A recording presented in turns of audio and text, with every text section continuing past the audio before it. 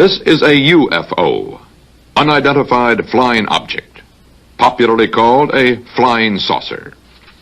To responsible scientists and photoanalysts, they are lenticular clouds, sundogs, planets, balloons, or mirages. First of all, the objects are not unidentified. We know what they are. Second, in most cases, they're not flying. And finally, in many cases, they are not even material objects. A real flying saucer looks like this, an Avrocar manufactured in Canada, being test flown in 1961. Or like this free-flying air-cushioned vehicle being flown by its inventor, Professor Paul Moeller, in 1965. But UFO sightings persist, and skeptics often become confirmed believers. I've slowly come to the conclusion that there are such things as interplanetary spaceships. I'll have to stick my neck out and say that because I believe it at long last. Psychiatrists often call these reported UFO sightings illusions, hallucinations, self-delusions. I'm not saying that there aren't things in the sky that we don't know about. What I am saying is that when there's anything that one doesn't know about, then the mind fills it with a great mass of fantasy. And that most of what we're dealing with in these reports is almost certainly fantasy. Fact or fiction, myth, menace, or marsh gas. This is an age when scientific and technological developments are rapidly making yesterday's fiction fact. How much do we know, and how we know what we know, is what tonight's CBS Reports is all about.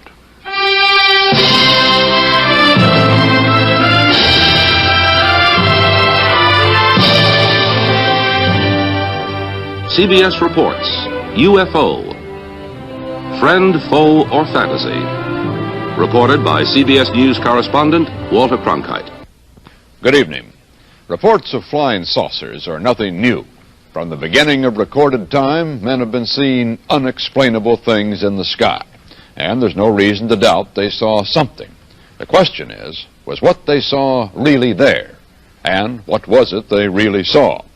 The great flying saucer mystery of 1966 began here, near Dexter, Michigan, late in March. And before the month was out, flying saucers were being reported from New Jersey to California, from Colorado to Long Island, from Ohio to Georgia. Invariably, the first reports were brought in by quiet and sober citizens like Frank Manor, father of 10 children, a countryman, a hunting man, a man used to wooded swamplands by night. Well, first beginning, we were watching television, and we have 6 dogs here, and they started raising a fuss, in which they never do much, so I went outside and gave a yell at them, and as I turned around to come back on the porch, I looked to the north of me, and looked like a fallen star. It was red and kind of coming down, and on about a 45, and so then I watched it, and I was going to see if it landed, and then maybe go down and see what it was. And when it got to the top of the trees, it stopped, and a blue and a white light come on it. And I looked at it, and I thought I was seeing things. Frank Manor's UFO remained over his swamp more than 4 hours. His children saw it, his in-laws saw it, residents of the area saw it, the police saw it. No one photographed it, but Sergeant Newell Schneider of the Sheriff's Office remembered it well enough to draw it. No, it moved very rapidly at any speed, or rather any direction it wanted to go. Why, it could change and go to the right or the left or go crossways without hesitating a bit. What do you think it was? Well, if they call it a flying saucer, that's what it is. 40 miles away, another swampland and another UFO sighting. This is Hillsdale, and the girls at Hillsdale College had a night to remember. Well, when I was looking out the window with binoculars, I guess it was about 12, I saw it, and I saw 2 red lights, and I saw what looked to be shaped like a pie. I could just see the front of it, and I just saw the round front, and I could see the lights on either side. And then the red light was sort of casting a glow over the whole thing, so it looked like a round disc. At first, when I'd heard the other girls talk about it, I didn't really I believed them, yet I couldn't really make myself comprehend it because I hadn't seen it with my own eyes. But then when I saw it, I just was fascinated. I wasn't afraid. I just wanted to stay there and keep my eyes glued to it. I couldn't leave. I know I saw it, but, and I mean, I know myself I saw it, but I believe I saw it, but I can't fathom it because it seems so unreal.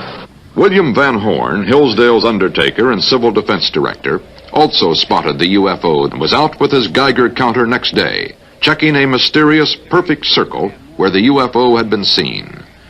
Van Horn did not find any radioactivity here, but this did not shake his certainty that he had seen a hovering vehicle with two lights.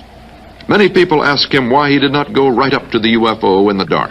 I'd much rather be a live coward than a dead hero.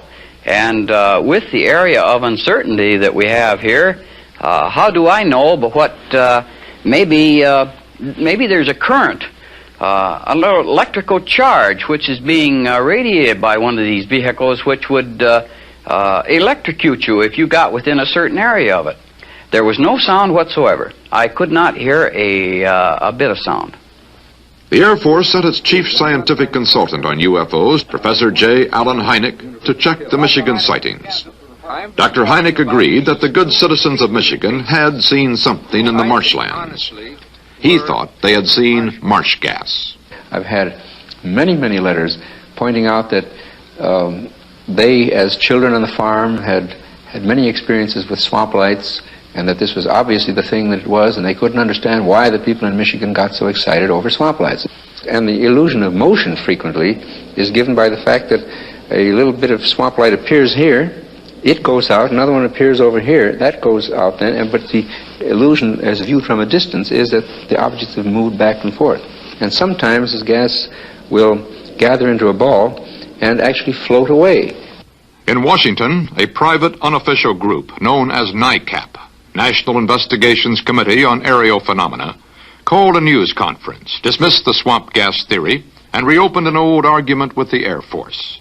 NICAP's director, Major Donald E. Kehoe, a retired Marine Corps officer, insisted that the Air Force knew more than it was telling. We are being observed by some type of device which is ahead of us, far ahead of us, and is probably controlled by a highly advanced superior civilization.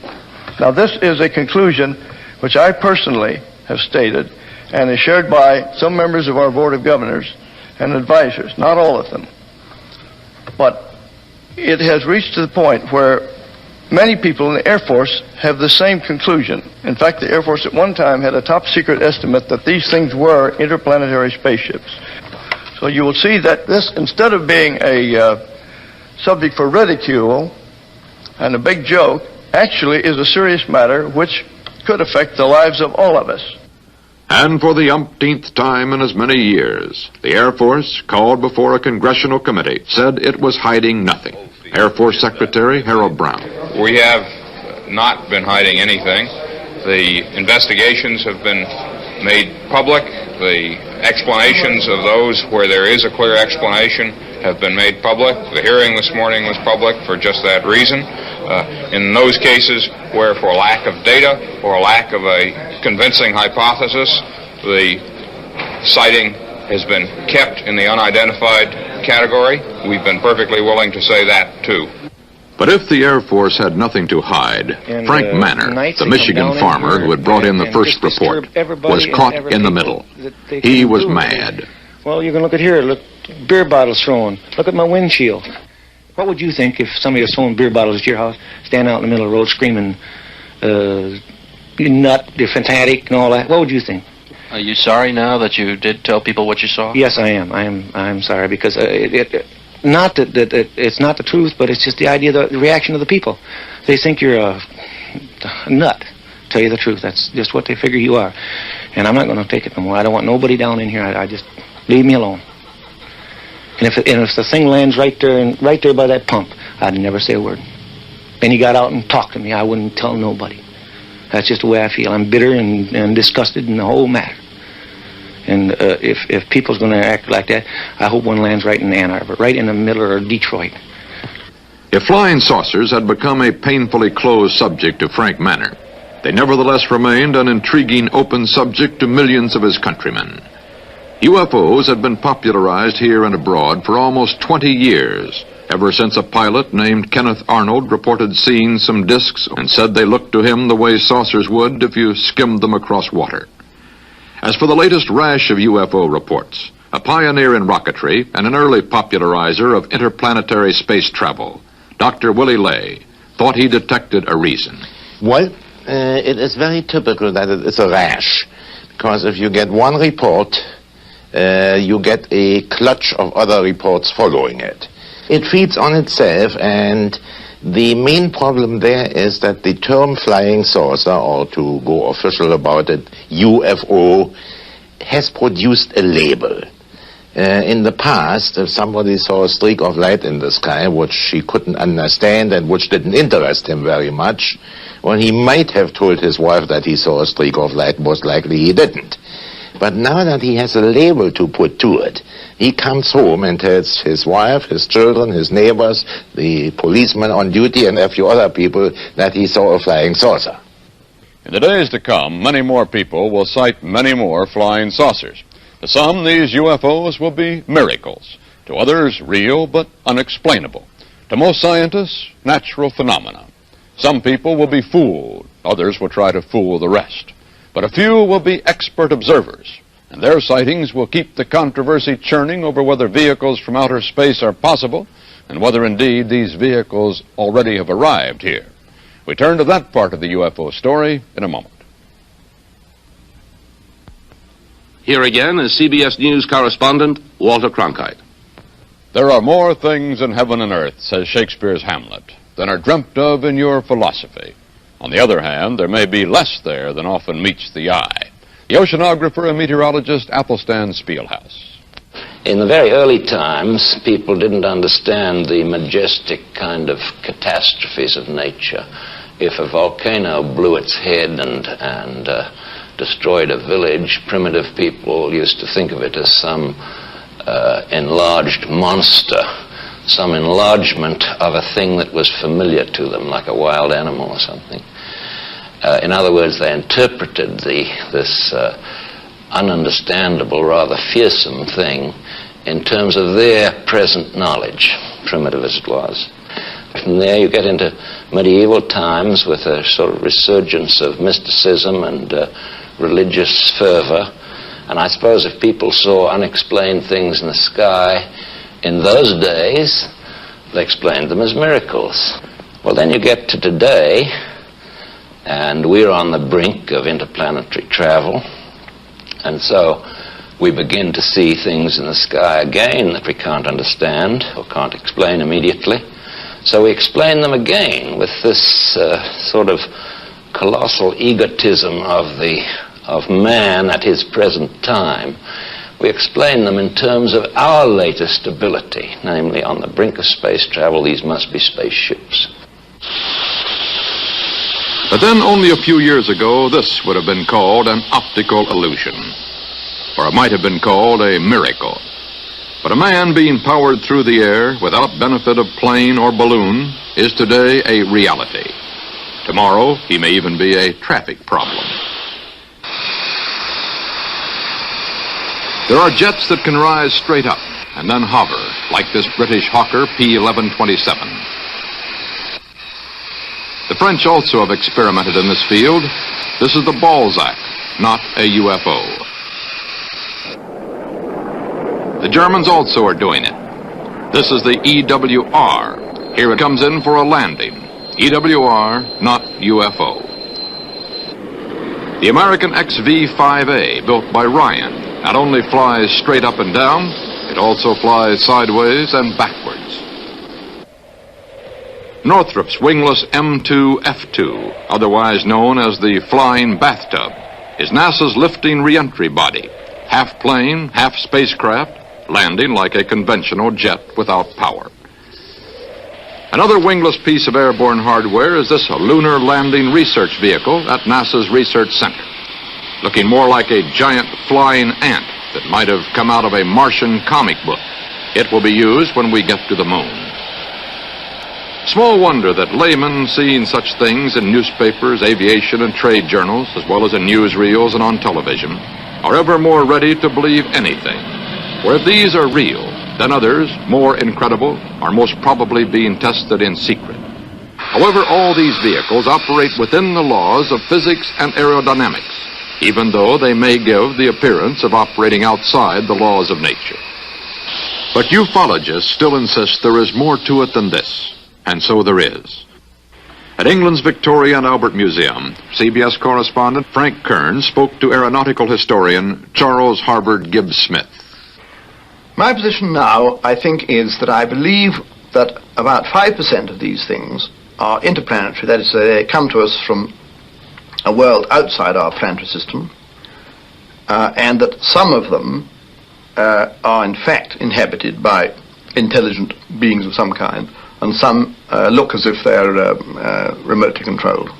After all, who really do we think we are? We're a fifth-rate, miserable, measly little system out on the edge of the Milky Way, fooling around the universe with 4,000 or 5,000 years of so-called civilization behind us. We think we are the cat's whiskers, and we are not. We're a potty, second-rate lot, fifth-rate lot, conceited as apes, not all of us. And here we go, and the moment anybody suggests that something should come in outside from outside, we think, oh, no, it can't be that, it can't be that. It's quite out, you know, these things can't happen.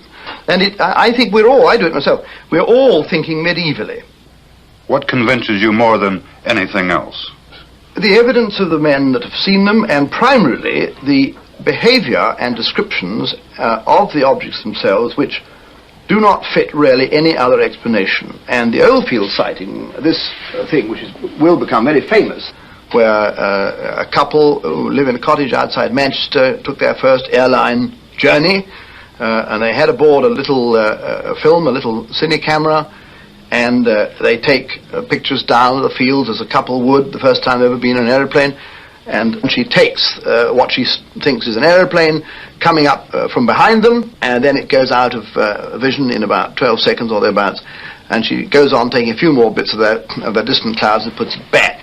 And when they get, what's this thing? I mean, it's inexplicable by any, unless it's a straight fake. And to fake an 8mm film in color wants a lot of equipment.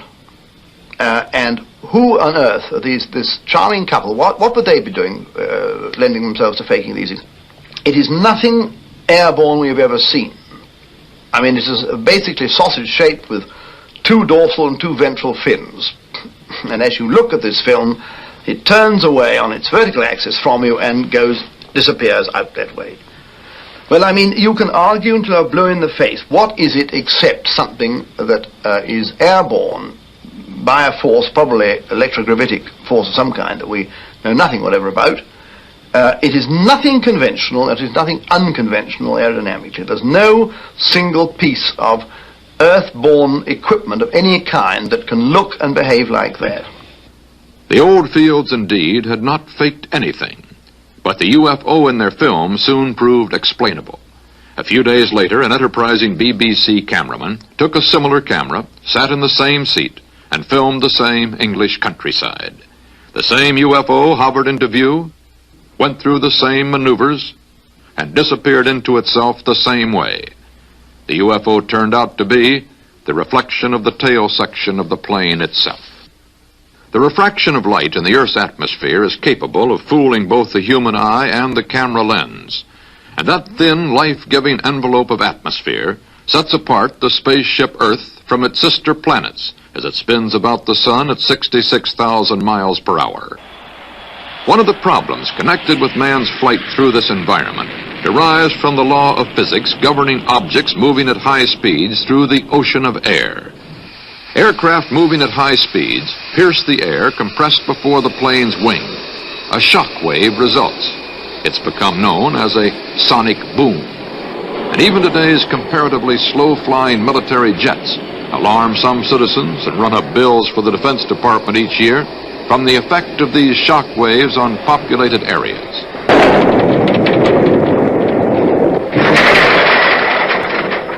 Question: why have no UFOs ever created an identical phenomenon? when they're reported moving at speeds far in excess of jet planes, as this film made by Mrs. Madeline Rotifer in 1965 purports to show. Further, if the laws of nature prevent jet aircraft from abruptly changing direction without breaking up aircraft and passengers, why would a UFO be exempt from the same effect at greater speeds? The answer of most scientists is that we are not dealing with material objects from outer space at all, but with lights, reflections, and natural phenomena. Former director of the Harvard Observatory, now a member of the Smithsonian, Professor Donald H. Menzel. Many people looking up into the sky can see a bright object on the horizon. They think that this object is a UFO, when actually, as we scientists know, it can be an effect of the Earth's atmosphere, that through a layer of hot air that is entrapped above a layer of cold air near the ground, we get an effect which we call a mirage. Now, to demonstrate this, I have a sort of Earth's atmosphere in this jar. This is a layer of benzene, which is a very high index of refraction, and it acts like a layer of cold air. And I am now putting on top of it, floating on it, a layer of acetone, which is a layer of liquid of lesser refractive index. It acts like a layer of hot air. On the screen we will see a bright light that's being projected from the ground level here and passing through the acetone on the benzene. And now we will turn out the lights. So you see on the screen that the bright spot of light that was originally traversing this artificial atmosphere and appeared at the top of the screen gradually dims. And a line of colored light streams out down below this spot. And finally, the spot near the top of the screen disappears, and we see instead a beautifully colored and rapidly moving spot. The colors are due to refraction. The red color sometimes is attributed to the presence of a rapidly moving jet. The blue color is sometimes interpreted as motion toward the observer. It's all an effect of a mirage. And yet this has been reported again and again by experienced pilots who have thought that they were being attacked by a UFO from outer space. This is a type of sundog. Ice crystals in an otherwise transparent atmosphere reflect light from the sun, and it produces a saucer-shaped body that can maneuver, rush in toward the plane, or sometimes move rapidly away as the density of ice crystals thins out. There are brilliant meteors, the shooting stars that flash through the sky. There are many cases on record where a pilot and a co-pilot have seen the identical flare in front of their plane, and one of them has pulled up the plane abruptly in an attempt to maneuver to miss it, when actually the other pilot claimed that it was an object 70 or 100 miles away, which actually it was. In addition to mirages in the atmosphere, many physical objects in the air have been taken for saucers, like this translucent balloon that can carry instruments up to 100,000 feet. Birds, kites, pieces of paper, and the planets have often been claimed as UFOs. But a little bit of logic goes a long way for those who wish to be persuaded, as we shall see in a moment. Here again is CBS Reports UFO, Friend, Foe, or Fantasy. Saucer fans are often devoted readers of science fiction. Much of it is written by highly respected scientists. On an even more popular level, the comic book adventures of Flash Gordon confirm saucer buffs in the plausibility of their beliefs. But all is not peaceful on the planet Earth, because the saucer addicts are divided into cults, groups, and sects that range from the skeptical sighters who hope there is a logical answer to the true believers who feel sure the answer is being covered up by the military establishment. Perhaps the farthest out group is made up of the contactees. They have met, talked to, or even ridden with visitors from outer space.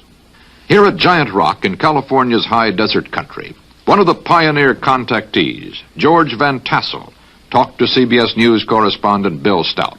We're riding on an electrostatic magnetic ship right now on the Earth, doing 66,000 miles an hour right now in an orbit around the sun, and we're all astronauts in that respect.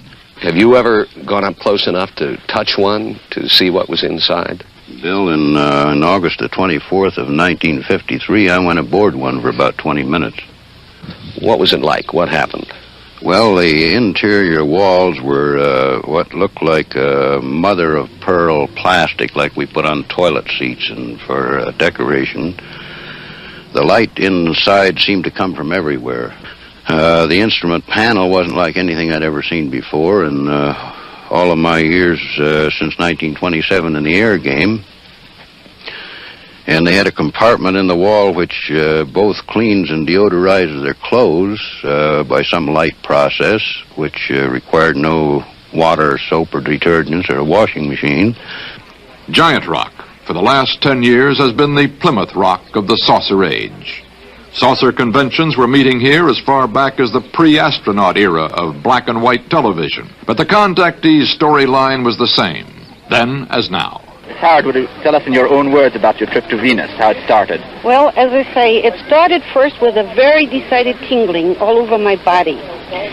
This tingling finally extended to the mind area, and there was a clarification of mind, such as, it's hard to believe. I seemed to become one with the entire universe.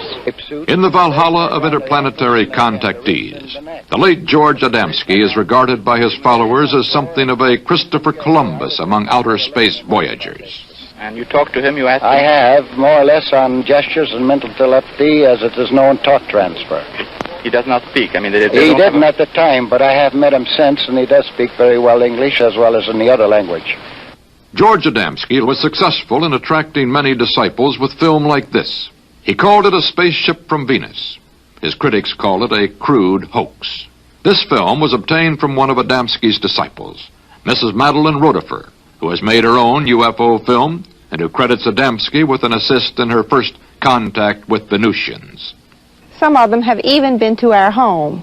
And the day that the one came into the yard, which I filmed on the camera, there were 3 inside the ship. Major Kehoe and his NICAP organization have little regard for the likes of contactees, Rotifer and Adamski. They lean heavily on the testimony of professionals. According to the United States Air Force, in following a policy which is set probably fairly high in the Pentagon, there are about 250 or 300 extremely incompetent airline and military pilots in this country. They're carrying passengers. They fly across the oceans, and they seem to be quite safe. The airlines let them continue to fly, even though they have reported UFOs. Now, this is not an attack on the Air Force spokesman or the project spokesman. They are simply following orders to explain away all UFO sightings as quickly as possible when they become public and deny that UFOs really exist. The official Air Force reply has long been that there is no cover-up and there are no flying saucers from outer space. The Air Force position was detailed in this book by Lieutenant Colonel Lawrence Tacker, who for many years was connected with the UFO project. We're kind of in the position of the man who's asked, have you stopped beating your wife? This has been going on for 19 years. The charges are absolutely untrue. You could characterize them as being senseless and vicious. Our critics continually charge that the United States Air Force is withholding information from the general public on this subject. This is absolutely untrue. We are not hiding anything. We have nothing to hide. There is nothing in Air Force files, in either the classified files or the unclassified files, that come to a conclusion that spaceships have visited the Earth. The Air Force Investigative Unit is known as Project Blue Book. UFO reports, hoax or serious sightings, wind up here at Wright-Patterson Airfield in Dayton, Ohio. It has studied over 10,000 UFO sightings and found explanations for most of them. But about 650 remain unidentified. Not enough information to explain them. The hoaxes, however, are easy to explain. A rocket nose cone turns out to be a magnesium anode used by water companies to protect their pipes. A rock from outer space, actually fused by a high-tension line which shorted out. The finders said this was food from outer space. The Food and Drug Administration analyzed it as old-fashioned buckwheat cakes. Hoaxes are easy to discount, but the Air Force insists it treats serious reports seriously. Chief Scientific Consultant of Project Blue Book is Professor J. Allen Hynek, head of the Dearborn Observatory at Northwestern University. He took on the assignment 18 years ago. He talked with Joseph Wershba of CBS Reports. Is it in the realm of possibility that there are spaceships someplace in this universe? Well, if you put it in the word, use the word possibility and not probability, then I would have to say, I think as any scientist would have to say, it is certainly possible, yes. But I think we must always distinguish between the two terms possible and probable. A thing may be scientifically possible, but the probability of its occurring may be extremely small, you see. To this time, there is no proof that I would consider valid scientific proof that we have been visited by spaceships. I would say the great majority are balloons, meteors, satellites, aircraft seen with the sun glinting off of them, and birds. And then you get into a host of minor things. But in general, you can say that the IFOs, the identified ones, have turned out to be generally quite usual things seen under unusual circumstances or surprising circumstances. It's a global thing. What it is, please don't ask me. I'm still puzzled. This you might call me a study in puzzlement. But that among the tremendous noise or static or crud or whatever you want to call it of tremendous number of unreliable reports that are easily explained, there is this residue of most interesting cases that intrigue me in the same way that a good mystery story intrigues me, and I'd like to get the solution.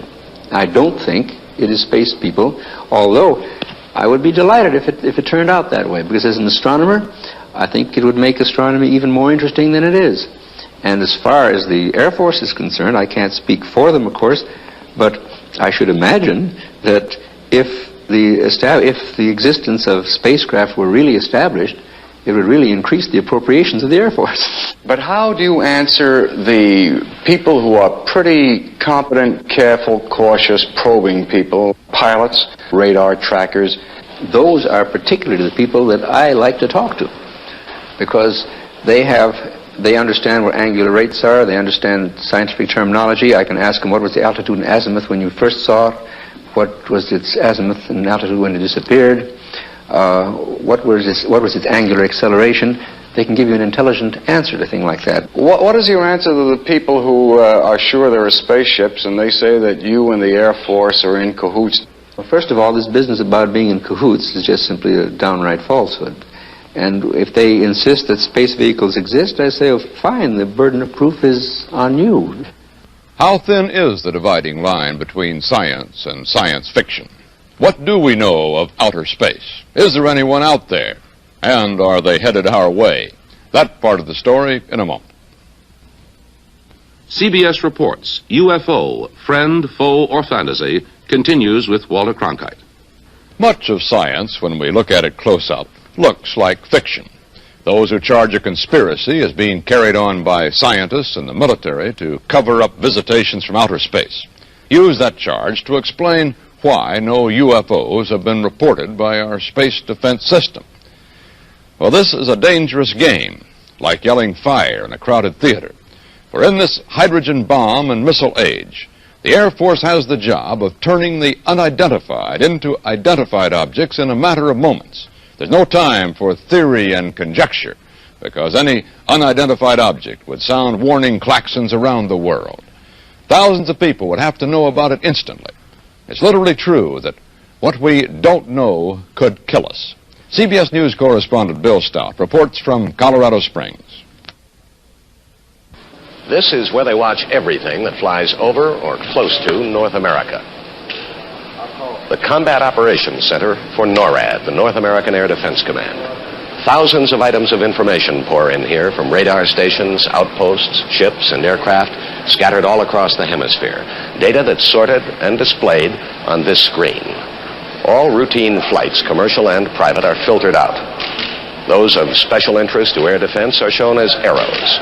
Yellow is the Strategic Air Command. Green is for special interest flights, such as President Johnson's plane. Orange is unknown. After they're identified, that color is changed. Red is hostile, a color used so far only in practice.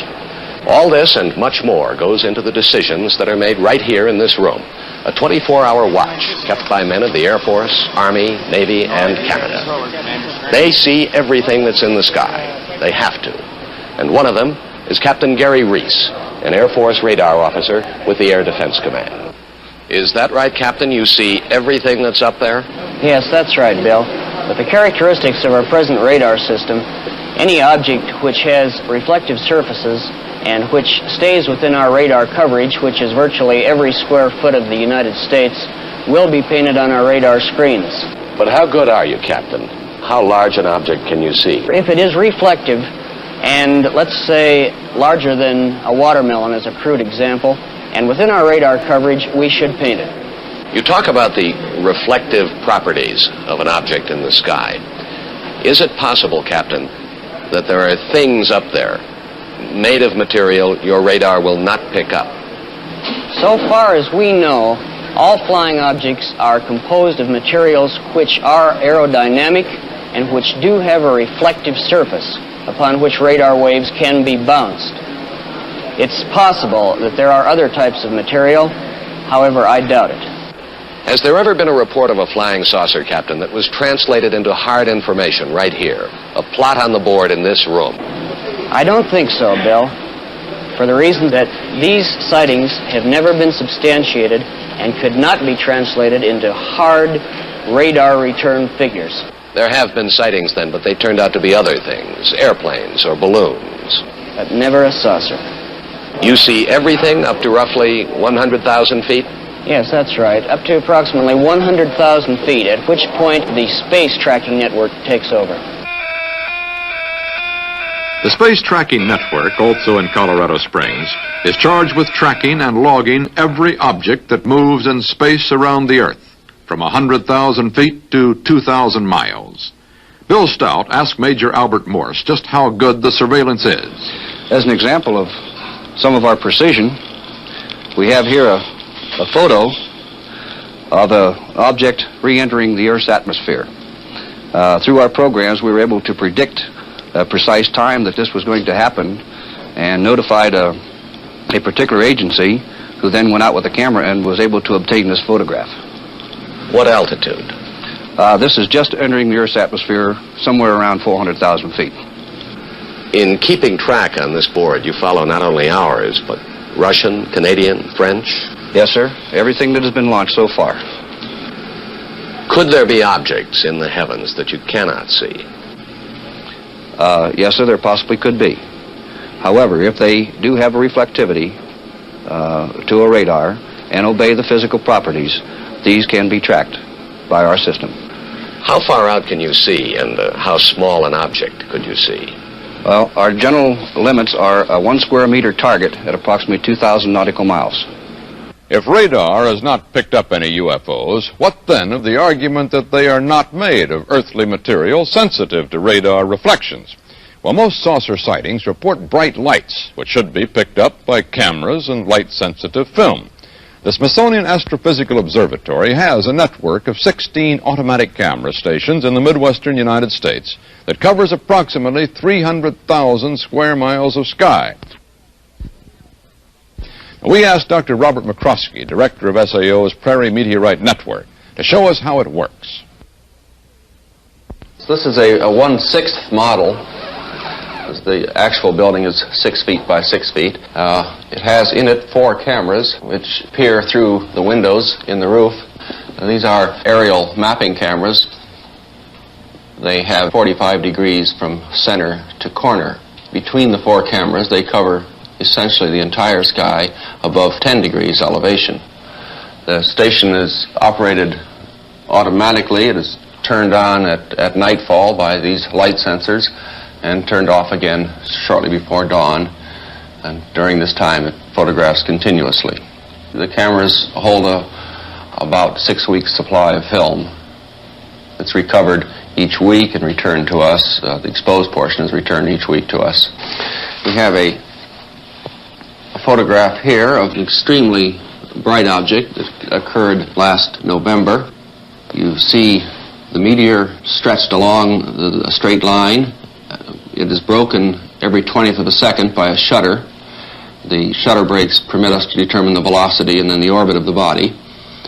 In the past 15 months, working during the nighttime, during clear nights, we have not photographed anything with cameras that cover essentially the entire sky that we did not understand. Dr. McCroskey, does the Smithsonian have other networks that feed information into the whole system? Yes, we have the satellite tracking network, which is 12 stations about the world. At each of these stations we have a large specialized camera for tracking satellites. This is a model of one of them here. In size, it's about 10 feet high. The aperture is 20 inches. It's f.8. This camera is built so that it is possible for it to track along the trajectory of a satellite and can, in fact, photograph a 6-inch shiny sphere at the distance of the moon. At the distance of the moon? Yes. Could you show me a picture of something that's come from that kind of camera? Yes, not a meteor photograph, but one of a satellite, in fact, 2 satellites. This is the Gemini rendezvous when the 2 Gemini capsules were within about 3 miles of each other. But in all of the pictures that you've ever seen also from this type of device, again, nothing has ever shown up in any of them that somebody would call an unidentified flying object. Not that we would call an unidentified flying object, no.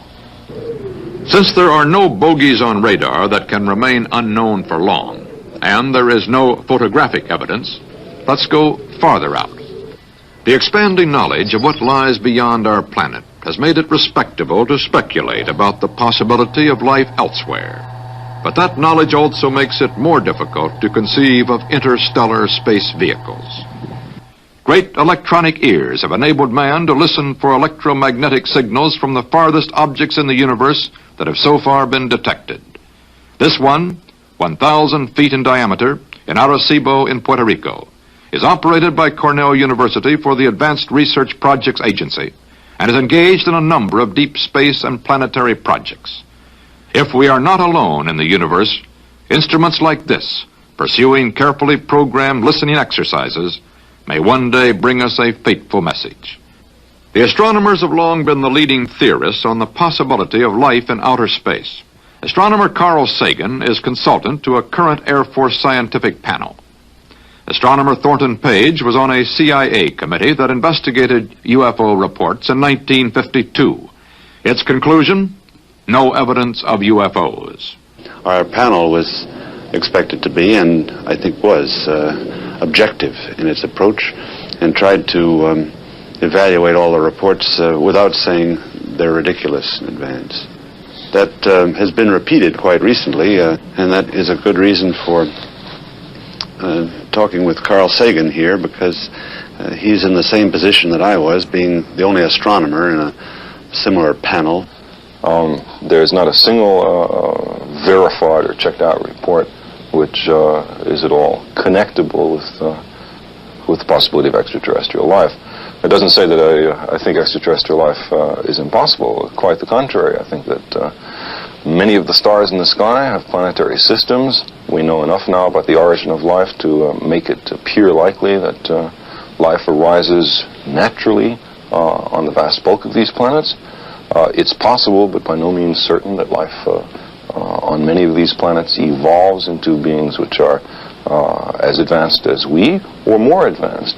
And I don't see any reason why we can't imagine that there are civilizations thousands or millions of years in advance of ourselves capable of technical feats that we can hardly imagine. If you would believe, as the flying saucer cultists would have us believe, that the majority of the saucer reports are due to their visitations, then you have a very strange situation.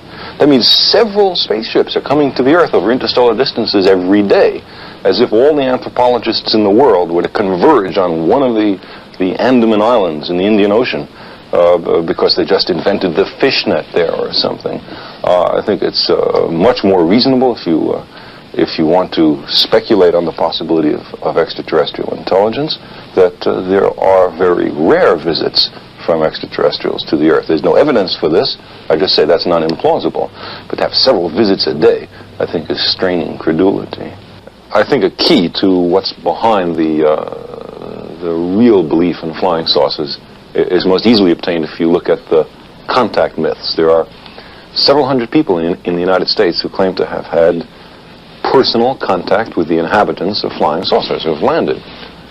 And if you examine these myths, you find that there are some peculiar regularities. The inhabitants of saucers are benevolent. I mean, they're really concerned for our well-being. They're omnipotent, extremely powerful, omniscient, extremely knowledgeable, and they often wear long white robes. Now, this combination is something I've heard in another context. This isn't science, this is religion. And what I suspect is happening is this. We live in very unsettled times.